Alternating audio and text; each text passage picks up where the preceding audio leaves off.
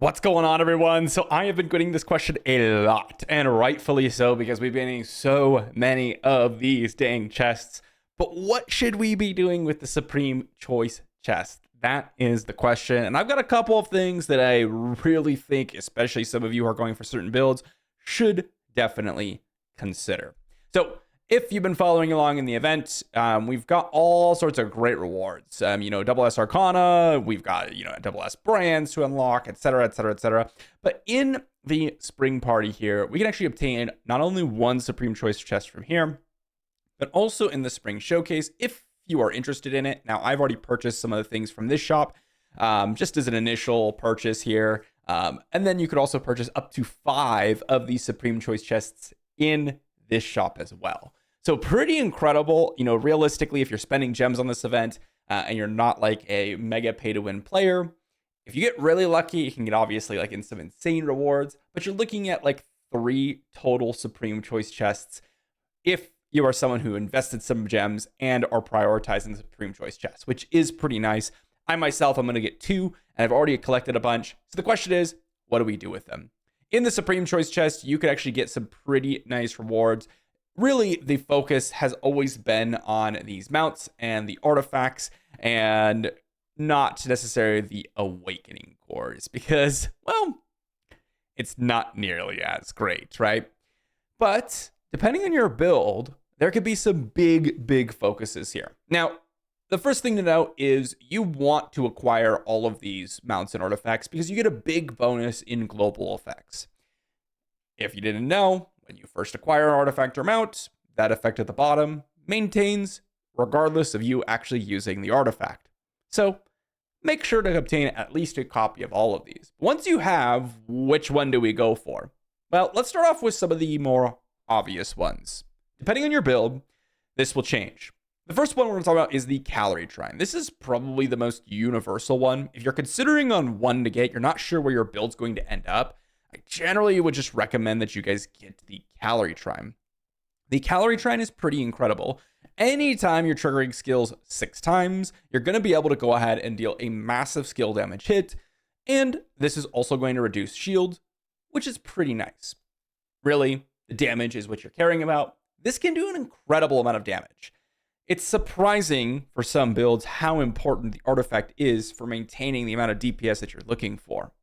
Now, as an example, one of the best artifacts for the Sky Splitter, which I am currently running right now, as my transition is taking, of course, a long time, is the Heaven's Mark. And the Heaven's Mark is very specifically meant for the Sky Splitter. As soon as you get the Calorie Trine, it's just better. Just better.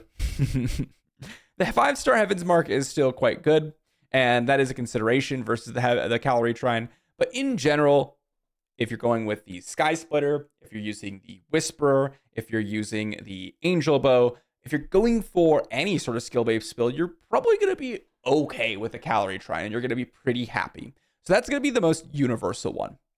This is the one you're going to want to pick up, prioritize, okay? And in many cases, you may want to dump a couple of extra stars in, depending on your build. But honestly, even though I mentioned the Calorie Trine as a priority, I wouldn't necessarily say that it's a top priority for extra stars. So what might be? Well, the next one is the Forbidden Arcane Tome. Now, this one is a little bit more specific. It has to do with lightning and lightning triggers. And this is going to give you a massive shield and a massive damage hit if we're triggering a bunch of lightning. Problem is that not every build can trigger a bunch of lightning extremely consistently. This is basically a Nashir's Scepter exclusive, and might I say, is it incredible in that build? Absolutely incredible. If you are a Nashir's Scepter user, your goal should be to immediately pick up the Arcane Tome, also pick up the Calorie Trine because it's going to give you the global attack, and then dart for that 5-star version of it. That 5-star version is going to amp up your damage significantly. It's going to reduce the amount of lightning triggers that require it, and also the amount of damage that you're dealing. It's going to do a huge bonus. So yes, bolt for the 5-star, pun intended, as that's going to help you out a lot.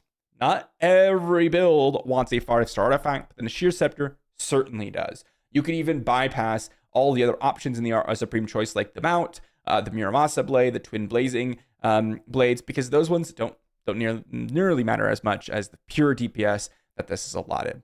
So first off, Calorie Trine, just pick it up. It's going to be good for silver builds. Prioritize getting a copy of all of them.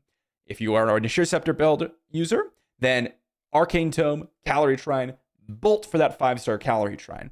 What about Helos Warblade users? This is a very, very interesting one. For the Helos Warblade, generally, you're going to want to be looking at the twin blazing blades. It's just going to be the strongest. Every single time you do those 4 basic attacks, you're going to be dealing a ton of additional damage, and then also, well, giving them stacking consecutive damage. This is huge, okay? And it might be crazy to say, but so far we looked at Calorie Trine, which is based on skill builds, and we're looking at, the bow builds and Sky Splitter.